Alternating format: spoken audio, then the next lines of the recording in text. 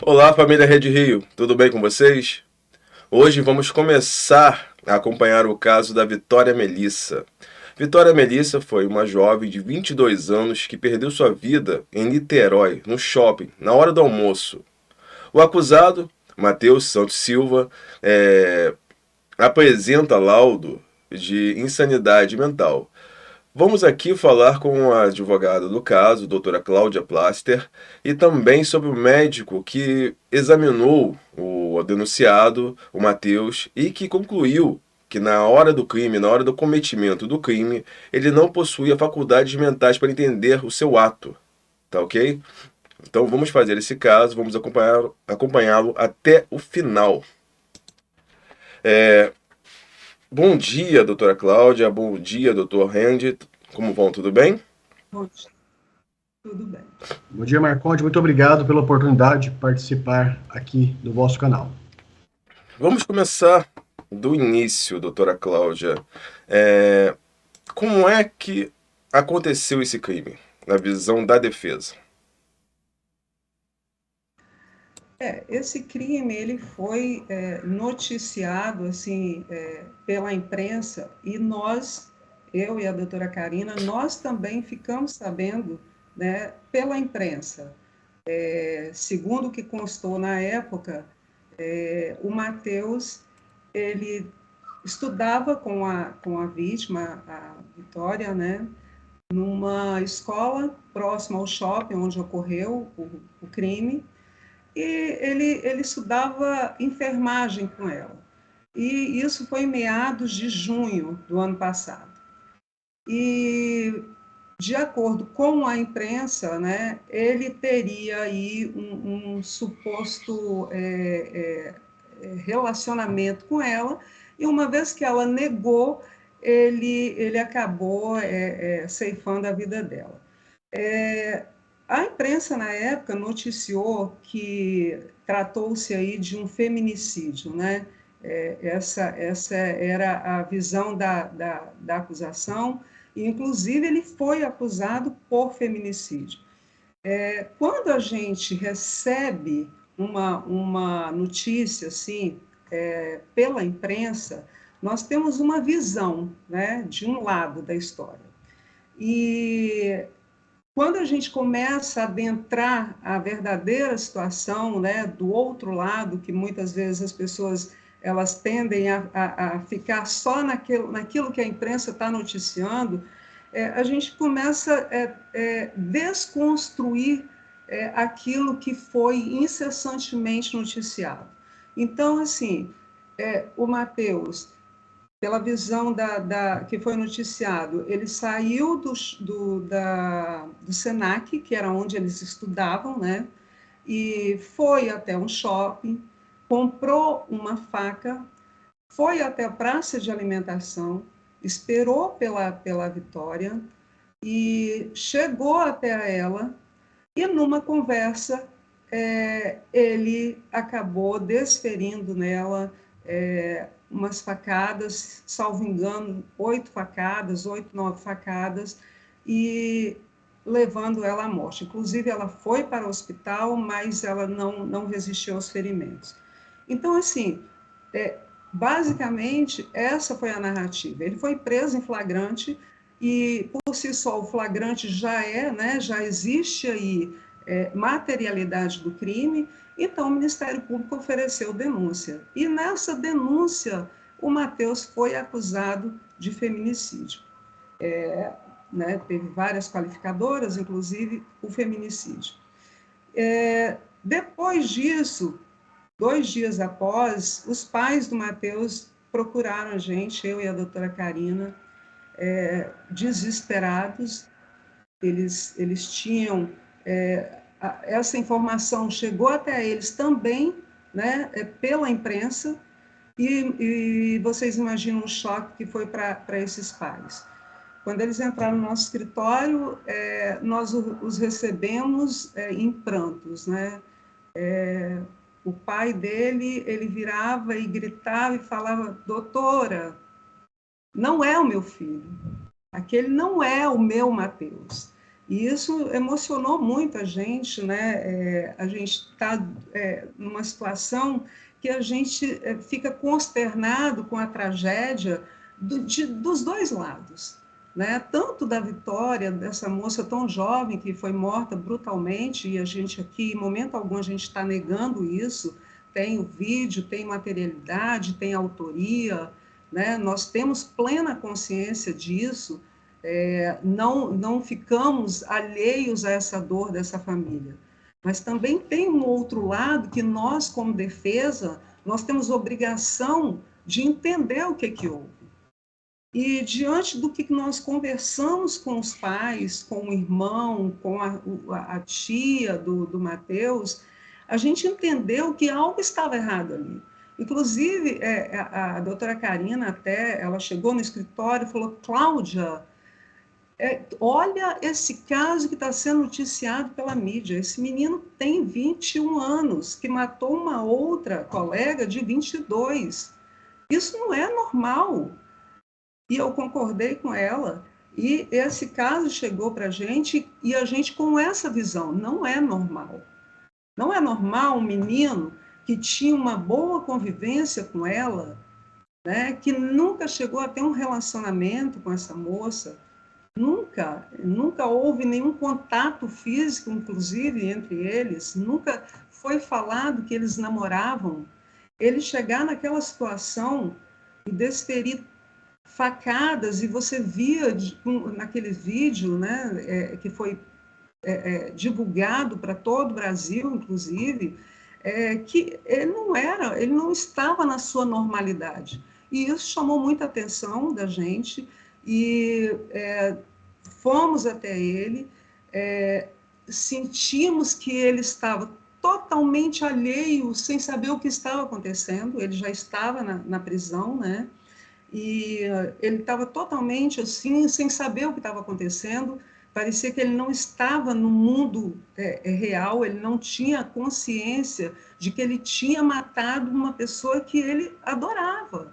E que todos, inclusive na audiência de instrução, todas as testemunhas, colegas deles, né, de classe, eles falaram dessa relação que existia entre eles, de muito carinho, de um amigo, de uma pessoa que ele respeitava, que ela respeitava, mas que assim foi muito rápido também. Isso aí, eles começaram esse curso, Marconde, isso foi antes da pandemia. Um mês após iniciarem o curso, veja que foi basicamente em um mês que eles começaram a ter essa amizade. Depois disso, veio a pandemia e eles se isolaram. Foi todo mundo, igual nós já sabemos, teve isolamento social. Então, assim, cada um foi para o seu canto. O único meio que eles se comunicavam era através de mensagens, e mesmo assim, poucas mensagens. Eles tinham um grupo de estudos, né? E que eles se relacionavam por ali, e você pode ver que, assim, é pouca coisa, eles sempre muito tímidos, sabe? Os outros colegas brincavam e tal, falavam alguma coisa, e ele muito pouco, entendeu? Mas, mesmo assim, foi construída essa relação de amizade, mesmo com pouco tempo, né? Só um E minutinho, doutora quando... Cláudia, deixa eu só entender esse ponto. Eles se conheceram um pouco antes da pandemia, então, em 2020, e tiveram aquele pouquíssimo contato, e a partir dali começaram, se isolaram e não tiveram mais contato, vamos colocar aí, real, né? Só virtual. Real, exato, Tá. exato. Eles ficaram pouquíssimo tempo. E aí foi o ensino virtual, né? Que foi o que aconteceu nesse período de pandemia. As escolas se adaptaram a essa nova realidade, e aí o ensino foi virtual, onde todo mundo ali, quem já passou por isso, sabe, todo mundo desliga a sua câmera e fica ali o professor falando, né? E foi assim que foi essa convivência que eles tiveram no período de pandemia. Quando eles retornaram, né, e eu acredito que nesse tempo eles também se falavam, obviamente, por mensagens. Então, quando eles retornaram, basicamente pouco tempo depois, aconteceu esse fato, entendeu? Então, assim, não houve ali uma construção que envolvesse um relacionamento para configurar um feminicídio. A gente não assim, para a gente é impensável uma situação dessa. Para a gente que conheceu, que conhece o lado de cá, Marconde, é impensável atribuir a ele um feminicídio, entendeu? Não houve ali um contexto de violência doméstica, de uma pessoa que namorava a outra e que em algum momento ela falou, não quero mais, entendeu? E ele falou, não, né? Um exemplo, não, você vai me querer de qualquer jeito, que é o que a gente vê por aí, né? As pessoas não aceitam o fim do relacionamento. E não foi o caso do Matheus. Eles não tiveram relacionamento. Eles pouco se conheciam, mas é claro que ele, na cabeça dele, ele também criou essa expectativa de, quem sabe, sim, né, desenvolver lá no futuramente um relacionamento. Isso é fato, isso não é negado. A instrução tem exatamente isso e foram juntadas provas nesse sentido. Mas isso por si só não configura o feminicídio. Então, diante de toda essa circunstância, da própria situação do Matheus na prisão, na primeira visita que nós fizemos, eu e a doutora Karina Goiatá, nós entendemos por pedir, né, solicitar ao diretor do presídio que ele passasse por uma avaliação médica, psiquiátrica, psicológica. Dentro do presídio, você tem essa possibilidade de ser acompanhado pelo psicólogo. E nós solicitamos isso aí. Na instrução, que já estava próxima, pouco tempo depois, nós tivemos dele a resposta de que ele tinha passado pelo médico e o médico o tinha encaminhado para um psiquiatra. Então, a gente comunicou isso aí à juíza na audiência, até porque na resposta à acusação, quando nós fizemos a nossa primeira defesa prévia, nós pedimos à juíza que fosse instaurado um incidente, né, de sanidade. Mas não existia nos autos nenhum histórico médico, não existia nenhuma consulta, não existia nenhum medicamento que ele tomava para a juíza, para fundamentar o deferimento da juíza, que é o que a lei processual prevê. Então, a juíza indeferiu. Mas como nós já tínhamos pedido no presídio que ele passasse por essa avaliação e ele foi encaminhado para o psiquiatra, na audiência a gente comunicou à juíza e a juíza falou assim, não, então vamos esperar o resultado, né, do psiquiatra. E o psiquiatra, nessa época, nós convidamos o doutor Eude, né, para fazer uma avaliação, para nos ajudar. Nós não somos, entendemos de psiquiatria, nós entendemos de direito, de legalidade. Se existe uma pessoa e que ela está sendo acusada de um crime e ela é inimputável, ela não tinha consciência do que ela fazia, ela não pode ser condenada por um crime. Ela sofre uma outra medida, que é o que nós chamamos de medida de segurança, que é o que a lei prevê, mas não que seja imputado a ele um fato criminoso, né? E aí nós convidamos o doutor Eude, que acompanhou todo esse processo do início ao fim, junto com a família, depois acompanhou na avaliação psiquiátrica que teve lá no Roberto Medeiros e, por fim, com a avaliação da oficial do Estado, que, a partir do momento que teve essa avaliação psiquiátrica, o doutor Eude indicou para o incidente, assim como o médico também do Medeiros, né, do Roberto Medeiros, também indicou. E a juíza acolheu o pedido da defesa, e aí sim foi feito esse exame, que, né, foi aí constatado que ele realmente, na época dos fatos, naquela época em que foi cometido aquele ato, ele era inimputável, ele não tinha consciência do que ele estava fazendo, do ato ilícito da conduta que ele estava cometendo, né? Então, assim, de uma maneira geral, nós chegamos a esse resultado exatamente nessa narrativa que eu estou te passando. Nós conversamos muito com a família. O Matheus, ele era um rapaz muito bom, era um rapaz que não era violento em momento algum, nem mesmo com a vítima. Todos os colegas que nós conversamos, ele era uma pessoa extremamente do bem, coerente, sabe, com a realidade, com a ideologia política, filosófica. Ele era um menino culto, entendeu? Mas ele sofria de uma situação em que ele se sentia, eu acho que sozinho, perdido naquele mundo dele. Ele não tinha uma boa interação de convívio social com as pessoas. Então, ele se fechava muito. Né? Em casa, os pais dele contam que assim ele mal falava alguma coisa.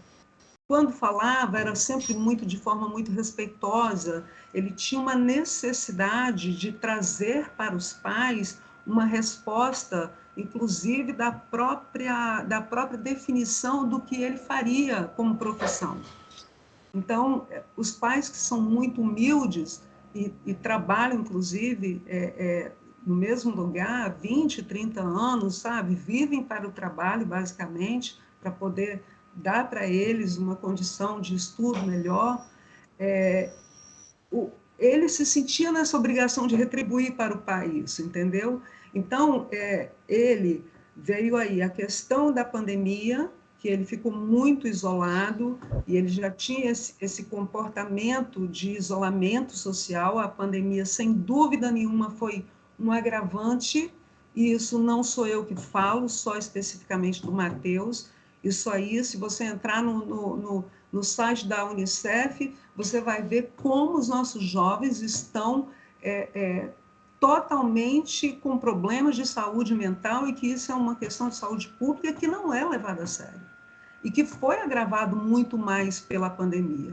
E o Matheus, ele passou por esse processo, e cada vez mais ele foi se fechando, e as pessoas falando para os pais, olha, na instrução, a tia dele conta que ela chegou a falar para a mãe dele: você não tem medo do Matheus fazer alguma coisa contra você ou contra ele mesmo?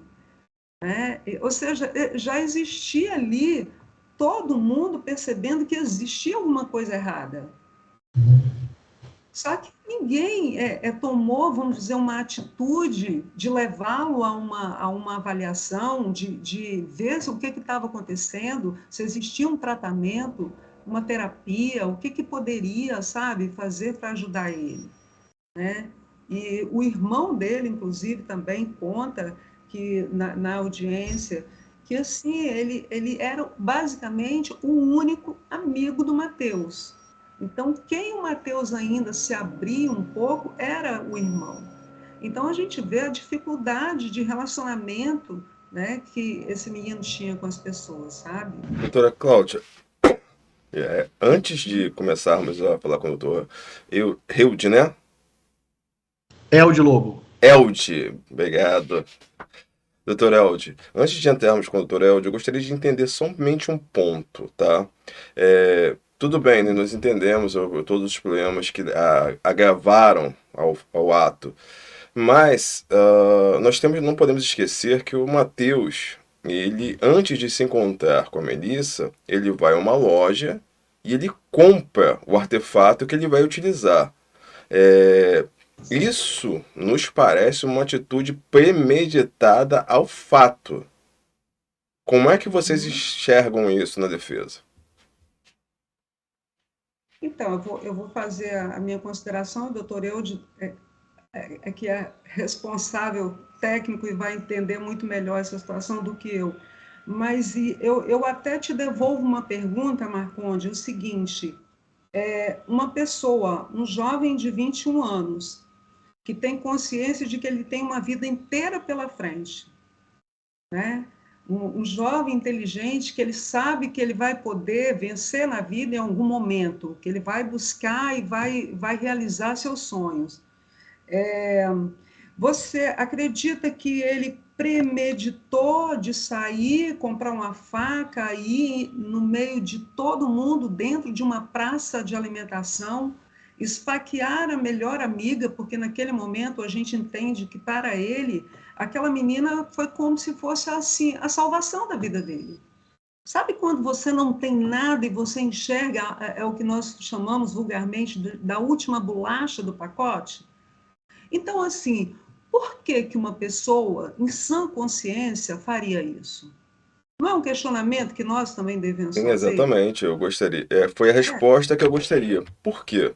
Se nós lembrarmos do caso do shopping em São Paulo, que o rapaz entrou no cinema fazendo todo aquele disparos, realizando aquelas vítimas, nós temos que entender que dentro da realidade dele, ele premeditou.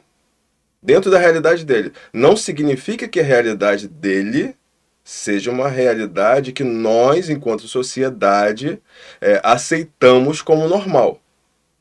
Mas dentro da realidade dele, dentro do pensamento, do raciocínio dele, existiu, no caso, uma premeditação.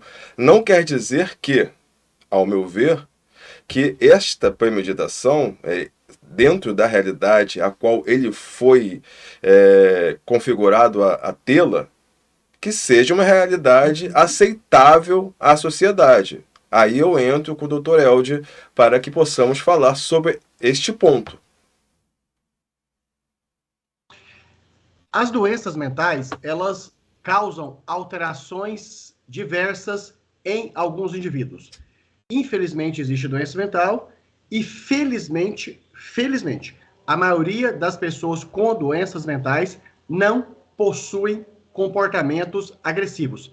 Mas algumas delas, não recebendo tratamento, isso pode se manifestar ou por consequência de uma alteração na capacidade de compreender, de entender, de avaliar a realidade e atuar nessa realidade, assim como também pode repercutir esse adoecimento não tratado em um prejuízo na capacidade de ter autocontrole, na capacidade de se limitar diante dos desejos diversos que qualquer indivíduo tem. Ou seja, no caso específico do Matheus, ele teve um adoecimento mental ainda não tratado, pelo que me consta, que naquela fase ali, naquele período ali, onde aconteceu essa agressão gravíssima que vitimou uma pessoa, ele estava em vivência psicopatológica, ou seja, com alterações especialmente do pensamento pela interpretação errônea da realidade, como também com a limitação da capacidade de controlar-se diante de seus desejos agressivos e que, de maneira alterada, de maneira doentia, ele adquiriu uma arma branca, fato gravíssimo, que, entendo posteriormente esse encontro da moça, que ele estava insatisfeito pelo fato de, há momentos antes, ela ter bloqueado ele do contato, ele então teve esse contato com ela e que, em função da recusa dela de ter o diálogo com ele, ele acabou tomando essa atitude gravíssima, a mais grave de todas, numa situação que, por si só, é absolutamente anômala, por si só é absolutamente estranha, por si só é absolutamente muito esquisita, porque se planejado tivesse sido, ele faria o quê? Uma perseguição, faria uma emboscada e iria em busca dessa atitude agressiva em uma situação que não pudesse deixar rastro, numa situação em que não tivesse exposição a terceiros, ou que ele pudesse se evadir. Então, a situação deve ser avaliada do ponto de vista criminológico, criminodinâmico como um todo, ou seja, aberrante, tanto de comprar uma arma que não se sabe se era com essa intenção agressiva, mas que acabou sendo usada numa situação agressiva extrema, pública e sem nenhuma iniciativa de evasão, configurando esta estranheza, esta incoerência, essa inadequação, essa dificuldade de compreensão como lógica, porque ilógica é, por consequência, da doença, que a perita muito bem classificou como transtorno esquizotípico. Ou seja, algumas características da esquizofrenia, mas numa situação não tão perceptível que acontece publicamente de quem tem esquizofrenia nas formas mais graves, mas que repercutiu, mas que alterou a capacidade tanto de interpretar o que estava fazendo, que é antijurídico, obviamente, como também de se controlar desta agressão. Doutor Elde, eu entendo o que o senhor disse, concordo em parte. Minha dúvida é em relação ao tipo de realidade em que ele vivia à época. A realidade dele, à época, era uma realidade esquizofrênica ou não? O transtorno esquizotípico, diagnosticado pela notória médica perita do Instituto de Perícias Psiquiátricas Forense do Rio de Janeiro, reconhecido no Brasil inteiro, ele tem alguns dos sintomas da esquizofrenia. Tanto é que nós falamos que entre a esquizofrenia e o transtorno esquizotípico, que é o diagnóstico dele, existe um diagnóstico diferencial. O que é o diagnóstico diferencial? Que uma e outra doença apresentam algumas características mentais doentias em comum, mas não apresentam todas. Marconde, na esquizofrenia, há alteração do pensamento, alteração da sensopercepção, discurso e comportamentos amplamente desorganizados, como algumas das características desta que é uma doença gravíssima. E como eu disse anteriormente, a esquizofrenia, muitas vezes, as manifestações das alterações do comportamento, do discurso, das relações, ela é tão extrema que mesmo quem não é profissional de saúde reconhece que aquele indivíduo está adoecido mentalmente.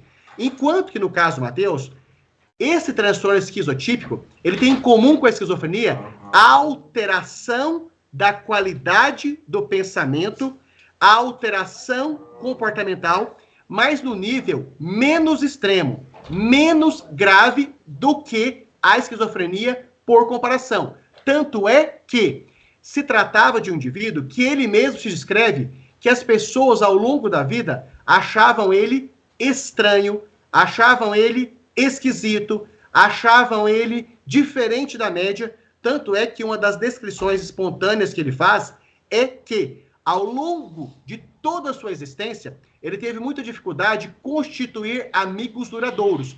Tanto pelo fato das pessoas que conviviam com ele terem dificuldade de compreenderem o modo de ser dele, como também conviver com ele, em algum nível, era desgastante para os amigos dele em relação às outras pessoas. Ou seja, que estaria convivendo com um estranho, que estaria convivendo com uma pessoa esquisita, que estaria convivendo com uma pessoa fora do padrão. Ou seja, a família também, Marconde, reconhece que alguma coisa estava estranho, que algo estava diferente do que era a expectativa deles em relação ao desenvolvimento do filho. Tanto é que o outro irmão, saudável, tinha um desenvolvimento ao longo do tempo dentro daquilo que era esperado por aquela família, naquele núcleo social, com aquelas características econômicas e da dinâmica da própria família. Enquanto que o nosso cliente já apresentava características de isolamento, de pouco relacionamento, de pouca expressão afetiva, que já diferenciava da expectativa que a família tinha em relação àquele indivíduo, especialmente pela pobre capacidade de estabelecer relações tanto de namoro como também de amizade. Então, o núcleo da questão é o transtorno esquizotípico, que é um tipo de doença que tem algumas características comuns à esquizofrenia, mas acontece com características menos expressas. Não que as características não sejam verificáveis, como a família já percebia, como os colegas percebiam, mas a própria vítima, muito provavelmente, também percebeu, mas que não tem aquela expressão tão grandiosa de doença, como no caso da esquizofrenia.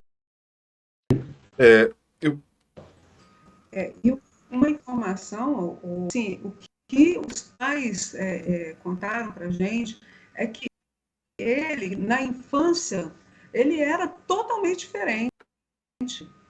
Ele era um menino extremamente alegre, né? E eles estavam sempre com a família no final de ano, passando Natal com os avós, e ele brincava com os primos, ele brincava com todo mundo.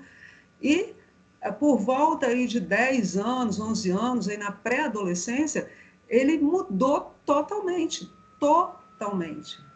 Né? E isso foi se prolongando no tempo, essa situação, até mesmo porque, até pela simplicidade da família, e às vezes você que está dentro do próprio problema também não enxerga, né? Uma necessidade, às vezes, de procurar uma ajuda, uma orientação, um apoio no sentido mental, de saúde mental. E isso, o que a gente vê, sabe, é que o Mateus, ele era uma bomba relógio. É isso que a gente consegue ver. Ele estava numa situação que já estava se prolongando no tempo, e aí veio aí a frustração também de não ter passado no vestibular, veio a frustração do isolamento, que foi pior ainda, e aí ele acabou se fechando muito mais do que já é natural desse tipo de pessoas com esse transtorno, e foi exatamente uma bomba relógio. A Vitória, lamentavelmente, eu sou mãe, eu tenho 2 filhas, e eu só imagino a dor da mãe dessa moça. Ninguém aqui está querendo absolvição, sabe? Ninguém está buscando retirar dele a parte que lhe cabe, só que desde que seja com o que é justo.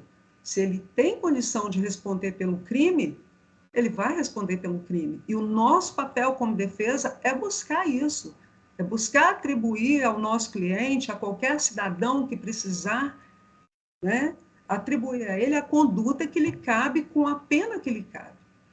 Então, fazendo, né, essa contribuição aí nesse sentido. Doutor Eldio, eu lembro do caso de Santa Catarina, da creche lá em Saudade, creche Saudade, que o rapaz de 18 anos, ele também tinha o mesmo problema psiquiátrico, transtorno esquizotípico, e ele também rompeu com a realidade ali, ele também fez atos impensáveis ali que não eram, não são condizentes com a sociedade, muito embora ali a defesa dele também tenha pedido a insanidade mental. Só que o próprio advogado dele disse que no caso de Santa Catarina, que o rapaz, esqueci o nome dele, Fabiano, se eu não me engano, Fabiano, ele não poderia mais retornar à própria sociedade por conta do transtorno dele, que deveria ficar acautelado pelo poder do Estado para que ele não fosse um risco para ele próprio e para a sociedade. No caso do Mateus, se aplica a mesma regra? Ou o transtorno esquizotípico ele pode ser tratado e a pessoa pode retornar à sociedade dependendo do grau da doença? Por motivos éticos e tendo a autorização da família do Mateus, então comentarei sobre o Mateus. Sim, sim. Então, no caso específico dele, esse é um tipo de adoecimento que, pelo que me consta, até agora, Marconde, não recebeu o devido tratamento multiprofissional. Médico com prescrição de remédios, psicoterápico, de serviço social, de terapia ocupacional e de outras áreas afins necessárias de tipo de tratamento. Como nenhum tratamento, dentro do meu conhecimento, até agora ele não recebeu, não tem como nós termos uma previsão de como vai ser o resultado desse tratamento. Existem algumas características do Mateus favoráveis para um bom resultado do tratamento. Uma delas, o fato dele ser jovem. Outra, o fato de não ter outros familiares com adoecimento mental grave que pudessem, por exemplo, terem falecido precocemente. E outro, o fato dele não ter tido o histórico de uso de álcool e drogas. E o terceiro e quarto mais importante, que o fato de até agora, mesmo sem tratamento, no sistema carcerário, ele não ter tentado ou não ter suicidado, isso também são fatores que falam a favor de uma perspectiva e não de uma garantia que ele possa ter bons resultados nesses tratamentos, plural, que a necessidade é multiprofissional, que ainda não iniciaram. O que eu, doutora Cláudia, doutora Karina, nós sempre vamos pensar no raciocínio médico, psiquiátrico forense, psicológico jurídico, social jurídico, com o que está nas leis brasileiras. Então, entendo o tratamento na forma de medida de segurança, que isto depende da magistrada, indo para esse sistema de tratamento obrigatório, compulsório, hospitalar, é de ser avaliado em 3 anos, porque esse é o tempo médio que se faz uma nova avaliação para verificar se o indivíduo perdeu o perigo de causar danos graves a outras pessoas da sociedade, como é a sua e a nossa preocupação, Marconde. Então, a perspectiva é de reavaliação a cada 3 anos, depois do início do tratamento, para verificar se o indivíduo continua ou não perigoso. E se continuar perigoso, que continue internado, sim, por mais 3, 6, 9 anos. E se essa periculosidade, se esse perigo potencial é reduzido ou extinto pelo tratamento multiprofissional, que esse indivíduo possa ter uma progressão do tratamento de um sistema hospitalar fechado para um sistema mais flexível, Marconde, chamado hospital-dia ou hospital-noite. Hospital-dia é quando o indivíduo passa o período de expediente, por assim dizer, numa unidade hospitalar recebendo tratamento, e à noite vai para casa. Ou, o que é pouco comum no Brasil, o hospital-noite, em que o indivíduo passa o dia trabalhando, se restabelecendo as suas relações sociais de trabalho, e à noite recebe o tratamento. E depois, num terceiro momento, o tratamento ambulatorial, que é aquele em que fica permanentemente em casa e que vai periodicamente, quer seja 2 vezes por semana, 1 vez por semana, 1 vez por mês, aos tratamentos, que obviamente são tratamentos que precisam ter o rastreio, precisam ter o acompanhamento do judiciário se o indivíduo está aderente. Uma ótima notícia, Marconde, que até uns anos atrás, alguns desses indivíduos com esse tipo de doença não se aceitavam doentes, logo não tomavam os medicamentos via oral e voltavam a cometer crimes. Felizmente, a ciência evoluiu e nós temos o recurso dos medicamentos injetáveis de depósito, ou seja, são medicamentos que são aplicados no músculo e que fazem efeito por 1, 2, 3 e até 4 semanas. Doutor Elgin, eu concordo em tudo que o senhor disse, também concordo com a doutora Cláudia, enquanto ao Matheus ser entregue um tratamento compulsório. Ao meu ver, me corrijam se eu estiver errado, tá? Ele sendo entregue ao tratamento compulsório, ele pode ficar 3 anos em tratamento compulsório, 6 anos, 9 anos, a vida inteira dele. Ele somente sairá do tratamento compulsório caso o corpo clínico médico entenda que ele não é mais risco para a sociedade nem para si próprio. Estou correto? É isso? Certo. Essa avaliação da sensação de periculosidade, Marconde, habitualmente e de maneira recomendada, ela é realizada pelo médico psiquiatra forense, que vai confirmar, primeiro, essa doença continua ou não ativa. Se a doença continua ativa, esses sintomas remanescentes ou esses sintomas expressos ainda têm correspondentes de limitação, de interpretação da realidade e de contenção dos impulsos. E se aquele tratamento também está adequado. Se a avaliação médica chega à conclusão definitiva que o indivíduo não tem condições de se controlar e de interpretar a realidade, ou esse médico psiquiatra forense, Marconde, pode ter uma conclusão indefinida, pode ficar na dúvida. Se fica na dúvida, conclusão, mantém-se a indicação para o judiciário de manter-se o tratamento, continuar o tratamento obrigatório, porque não se cessou, ou se tem dúvida que cessou a periculosidade. Quando o médico chega à conclusão que cessou os riscos de perigo para si e para terceiros, tem a avaliação psicológica. A avaliação psicológica é para verificar, por exemplo, o quanto que esse indivíduo adere, aceita, além do tratamento medicamentoso, também o tratamento de psicoterapia, que é um fator altamente importante de prevenção de volta das atitudes agressivas. E em terceiro lugar, importantíssimo, tem a avaliação pelo assistente social, com a finalidade, Marconde, de verificar se o seio familiar, no caso aqui específico, se os pais e o irmão estão em condições culturais, econômicas e de segurança para também receberem esse indivíduo em casa, ou seja, inclusive procedendo a uma visita domiciliar. É o serviço social em casa para ver o quanto aquela estrutura, aquela família tem, por exemplo, o pai, a mãe e o irmão têm condições de supervisionar se ele vai ou não usar o medicamento.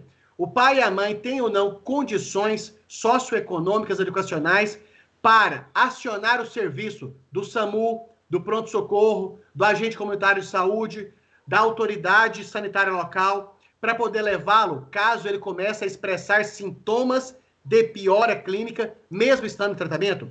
Então, a cessação de periculosidade, ela é uma avaliação amplificada, tendo de maneira ideal o médico, o psicólogo e o assistente social para oferecer ao juiz esse esclarecimento se está em condições ou não de evoluir para um tratamento de reclusão, para hospital-dia, para ambulatorial. E mais, Marconde, o juiz, a juíza, eles são chamados peritos dos peritos. Ainda que essa equipe posicione que há condições, que há características de cessação de periculosidade, o juiz ou a juíza tem a autonomia legal de aceitar ou não. Exatamente. A juíza ela não está restrita a esse laudo, embora é importante a gente ressaltar, né, como o doutor Eudi já falou, nós temos um laudo de uma perita com uma experiência de mais de 20 anos, né, com artigos publicados em revistas de renome sobre comportamento violento, ou seja, o que a gente vê é que hoje a acusação ela quer, de alguma forma, desconsiderar, fazer a imprestabilidade desse laudo, que foi não só o doutor Eude, que é o nosso assistente técnico, mas por uma perita oficial do Estado, de muitos anos. Então, assim, esse questionamento, agora eu entendo que a juíza, e aí eu faço assim, até um elogio à doutora Neares, que ela conduziu esse processo brilhantemente até agora. Muito brilhantemente, com respeito ao contraditório, trazendo o máximo, com muita sensibilidade essa questão, porque esse caso ele é atípico. Ele não é um caso de matar uma mulher igual a gente vê todos os dias, entendeu? E que, claro, nós, assim, repugnamos. Marcelo, sem barulho, por favor. Né? Apesar de fazermos uma defesa, mas a nossa defesa é técnica, embora, né, as pessoas tenham dificuldade de entender isso, né? Mas o caso do Matheus é um caso muito específico, é um caso muito delicado, né? No dia da audiência, a gente trocou, inclusive, uma informação com a promotora... Dona Selma, sem barulho, por favor. Exatamente sobre isso, pela delicadeza, a sensibilidade desse caso, sabe? Então, assim, existe um laudo, né, oficial. Hoje a acusação está querendo um novo exame com novos peritos. A gente não sabe ainda qual vai ser a decisão da juíza, né? Pelo que nós, igual eu falei, ela vem tratando esse caso com muita sensibilidade, com muito garantindo aí o contraditório, os direitos de cada um, até para evitar uma nulidade lá na frente. Então, assim, a gente está realmente aguardando agora a decisão da juíza em relação a isso aí. Né? Acreditamos, confiamos que ela entenda igualmente a defesa, né? Ela é a destinatária da prova, e nós trouxemos aí, através da instrução, né, da audiência de instrução, com depoimentos das testemunhas, da família, e agora né, corroborado aí com o que a defesa já imaginava, diante de tudo que a gente vivenciou com esse rapaz, com essa família, lá dentro do presídio. Não foram poucas as vezes que nós estivemos junto a eles. A gente está em contato, porque, queira ou não, nós também fazemos um papel até de psicólogos, porque a gente tem que dar amparo Sim. também a essa família. Né? Nós temos um grupo que a gente está ali, que eles, doutora, né? Como é que está o nosso filho? Pelo amor de Deus, sabe? Isso dói, isso machuca. Né? A gente entende que são duas famílias destruídas, isso não há o que questionar aqui. Né? E essa moça que perdeu a vida tão cedo. Mas, gente, olha, eu assim, eu sou uma defensora, a gente já conversou sobre isso, Marcondes, eu sou uma defensora dos jovens. Nós temos que olhar para os jovens do nosso país, gente, sabe? Tem pesquisas o tempo inteiro falando que esses jovens estão doentes e que eles não sabem nem onde procurar apoio. Então, acordem, nós temos um problema de saúde pública e nós não podemos ignorar. Eu entendo o papel da acusação, eu entendo o papel do Ministério Público, da assistente de acusação, eles fazem o papel deles, mas a gente tem também que entender o outro lado. Será que é a solução só incriminar e jogá-la na cadeia? E o que nós podemos fazer antes para ajudar, para evitar que novas vitórias, né, sofram isso aí? Poderia ser a Vitória, poderia ser minha filha, poderia ser a sua, entendeu? Então, fica aqui até um desabafo, né, que nós trabalhamos uma equipe com muita seriedade, a doutora Karina, o doutor Cláudio, o doutor Renan, somos uma equipe de pessoas que trabalham com uma seriedade pela legalidade, pelos direitos e garantias constitucionais, seja ele de quem for. E do Matheus, esse caso em específico, nós estamos assim buscando e queremos justiça para ele. E não pense que colocá-lo numa prisão, no hospital psiquiátrico, é algo que seja bom. As pessoas elas têm que mudar essa visão. Não. Isso não é bom. A gente está buscando que realmente ele tenha um tratamento dentro de um hospital psiquiátrico e que um dia ele possa retornar à sociedade. Eu não vou ser hipócrita. O meu sonho, meu desejo é que ele possa retornar e ter uma vida, né? Uma vida sem ser risco para outras pessoas, mas que ele possa dar continuidade à vida dele lá no futuro, entendeu? Então esse é o desejo da Doutora defesa. Cláudia, deixa eu só entender um pequeno ponto jurídico. O Matheus, no ato do cometimento do crime, ele tinha 21 anos, né? Então, ele já tem ali uma redução de pena, né? Porque por ser até 21 anos você tem uma redução de pena, correto? Antes da data dos fatos, se ele não tinha 21 anos completo, só que aí, se não me engano, ele já Ah, estava tá. com 21 na data dos fatos, então ele Essa já não redução. tem aí, né, essa Mas redução, mesmo tá? assim, vamos considerar. Em caso de que ele seja Sim, sim. condenado, né? E nada tem a ver com a medida de segurança, que é o que nós Mas estamos só para entender, buscando. deixar bem claros, para pessoas entenderem. Se o Matheus for incriminado, pessoas entenderem, se o Matheus for incriminado e condenado, se ele pegar uma pena de 20, 25 anos, vamos colocar uma média, ele vai cumprir 40% e vai sair ali como dita uma pessoa normal. Vai cumprir 40%, vai ter redução de pena. Talvez com a metade, 12 anos, ele já possa sair como uma pessoa normal, que, sem tratamento nenhum, pode vir a cometer um novo delito. Já um exame de insanidade mental e que ele seja entregue ao Estado para um tratamento compulsório, ele vai ficar pode ficar 3, 6, 9, 12, 15, 18, 21, 24, 27, a vida inteira dele pode ficar entregue ao Estado, ou quando o Estado entender que ele não é mais um risco. Talvez essa medida de insanidade não possa levar o Matheus até uma reclusão maior do que se ele fosse condenado e cumprisse a pena? Então, está exatamente na sua pergunta a seriedade com que estamos tratando esse caso, né? Do contrário do que nos acusam, do que as pessoas não conseguem entender.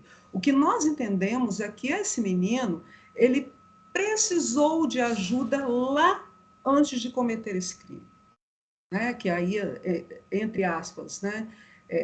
Cometeu o crime, entre aspas. Ele precisava de ajuda, ele precisava de tratamento, ele precisava de um diagnóstico que ele veio tardio, ele veio agora, ele veio depois que a tragédia já estava instalada, cometida, né? Que essas famílias já estavam arruinadas. Então, o nosso entendimento é que antes tarde, vamos colocar assim, do que nunca, entendeu? Então, por mais que daqui 3, 6, 9, 12, nós não sabemos, nós não temos como ainda dizer isso. Eu, então, como advogada, não tenho como fazer, como falar isso.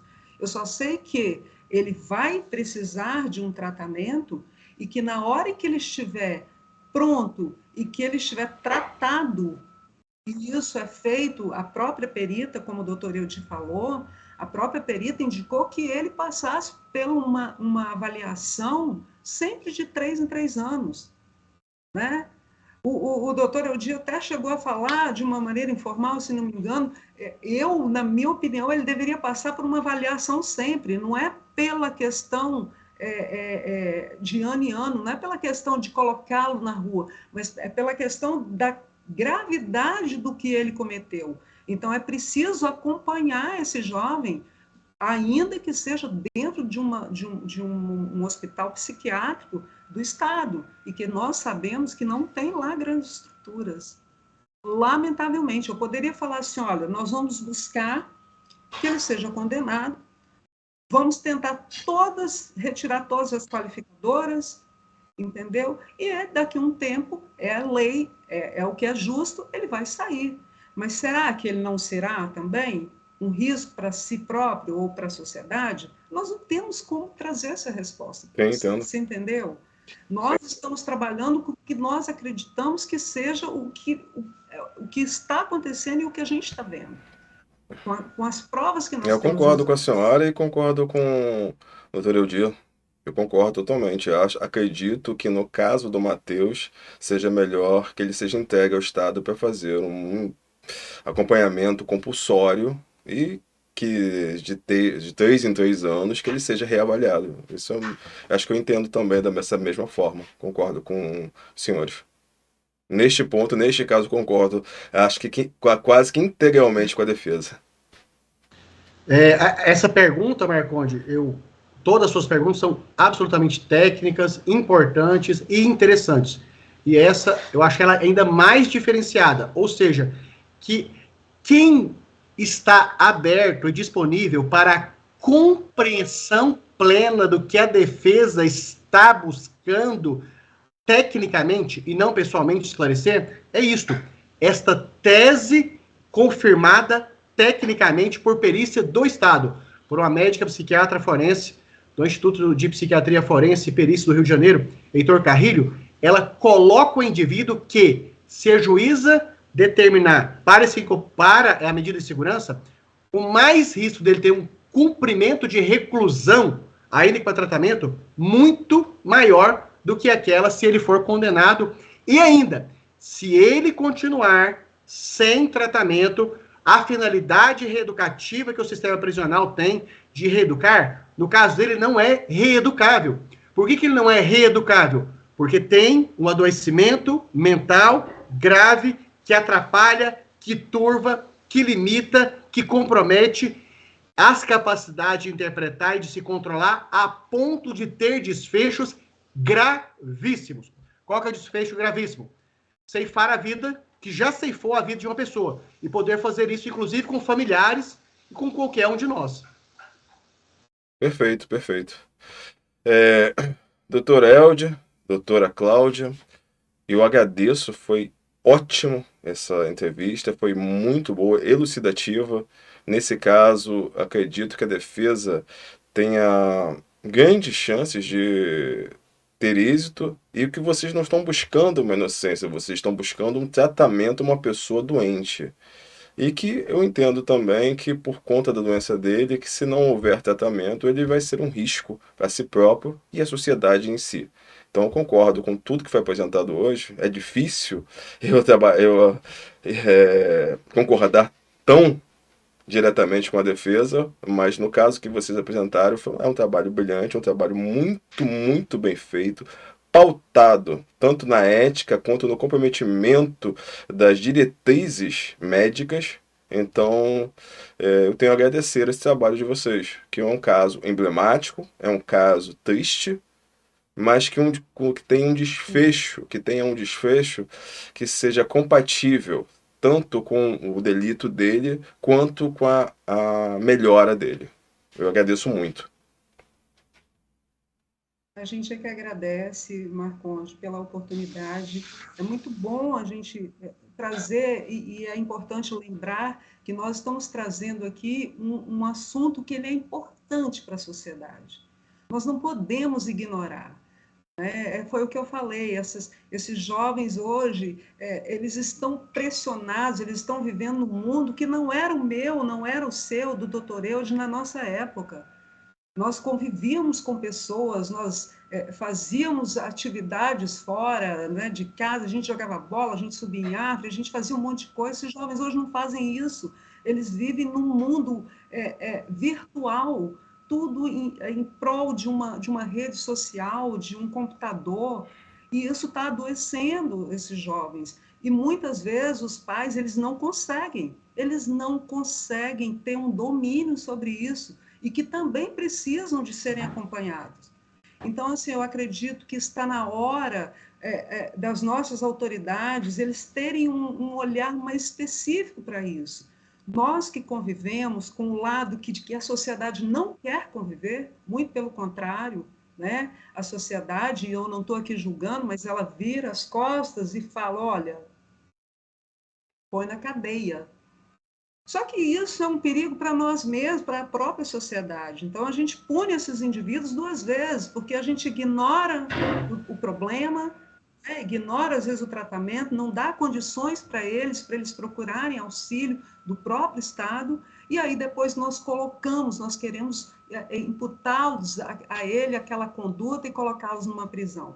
Eu não sei se é a melhor saída, entendeu? Então, a gente não pode ignorar isso, a gente chama a atenção para as autoridades, vamos cuidar dos nossos jovens.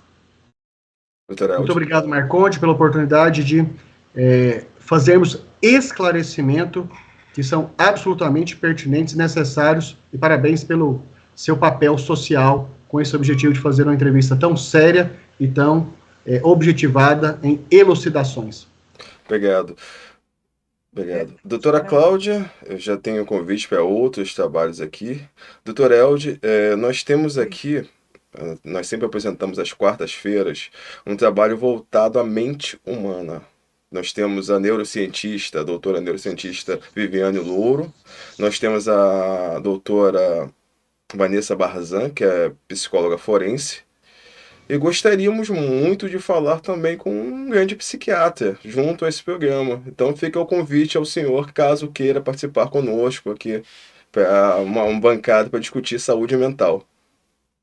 Agradeço, e eu, Marcondes, eu formei em faculdade pública na Universidade Federal de Goiás. Então, eu tenho como um dos meus compromissos de sociais em retribuição que a sociedade fez por mim, ou seja, uma faculdade de medicina tem um custo absurdo para a sociedade. Então, um dos meus compromissos com a minha família e com a sociedade é de transmitir informações que possam ser úteis. Então, assumo esse compromisso contigo, a partir das pautas definidas, de colaborar contigo. Isso está numa das minhas diretrizes de vida. Muito obrigado, doutora Elde. Doutora Cláudia, muito obrigado pelo seu trabalho. Tá? Ambos são excelentes profissionais e foi muito bom para mim absorver o conhecimento de vocês. Muito obrigada mesmo pela seriedade do trabalho. Estamos à disposição. Família Rede Rio, um caso triste, um caso em que uma vida foi perdida, mas vamos pensar aqui. Qual será o melhor destino para o Matheus? Eu, neste caso, concordo com a defesa. Muito obrigado a todos, fiquem com Deus e até amanhã.